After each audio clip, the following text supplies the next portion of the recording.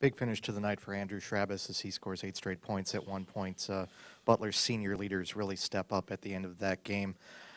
Talk about them and what they were able to do, and also the fact that you guys kind of went dry a little bit at the end of that game, 4 minutes without getting a field goal, and how you can develop that sort of sense that Butler had tonight in your team.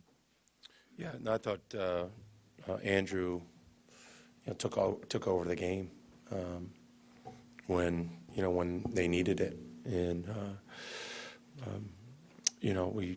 we didn't execute as well down the stretch, and that's something that we're working on and got to continue to get better. Did you feel like this is kind of a different game than others, where it seemed like your offense let down your defense in this case? Yeah, I thought in the first half our defense wasn't where it needed to be, but in the second half our defensive effort was much better. But I thought our offensive decision-making tonight was uncharacteristically poor. Did you feel that Rousey was just never able to get in a rhythm enough to get going? Yeah, and he's been such a good player for us recently. I mean, in the last 5 games, he's averaging 20 points a game. And you don't expect to go in a game where he gets 0. But, those things can happen. Marcus has a strong game from outside, but he gets blocked 5 times, shooting 2s. He seems to be kind of dribbling into a lot of double coverages. Have you been worried at all with his selection there? Yeah, one of the things that we had talked about coming into the game is when you are able to penetrate against them, you got to keep your feet and/or keep your dribble, because the plays usually, because they converge on penetration, not going to be at the rim. It's going to be a relocation or a dump off. We didn't do that as well as we need to. It's been a theme this season that when one guy's not having a great night, somebody else steps up. And Luke obviously stepped up tonight, but you had 3 guys who are usually pretty decent offensive contributors who had rough nights, between Juwan, Hanif, and Andrew combining for just 7 points. What do you do when that happens?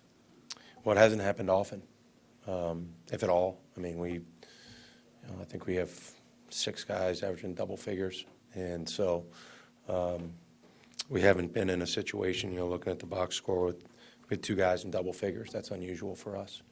And, we have to, again, our defense was good enough to win the game.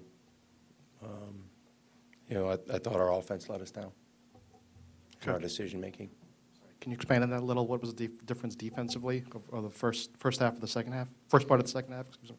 I thought our guys played with more urgency in the second half. And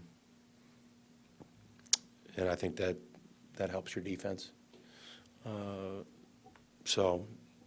But I think the story of this game is our offense wasn't where it needs to be in order to win a game like this. In terms of getting guys in their decision-making, especially at the end of the game, to keep moving the ball and keep kind of following the game plan, how do you work on that, and how do you kind of mentally prepare them for those situations that they've been in before? Yeah, I mean, you watch tape, you do game situations, you talk about it, and we don't necessarily at this point, we don't have like a true floor leader. And a kid like Andrew for Butler, even though he's not a quote unquote point guard, you're able to run offense through him, and he makes really sound decisions. And we don't either guys are young and going through it for the first time, or it's not who guys are. So we have to continue to work on it and practice it in practice and watch film on it, talk about it, and hopefully we can get better at it.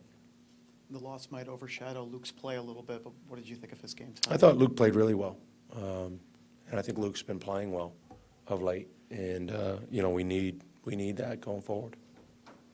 That's it. Thanks.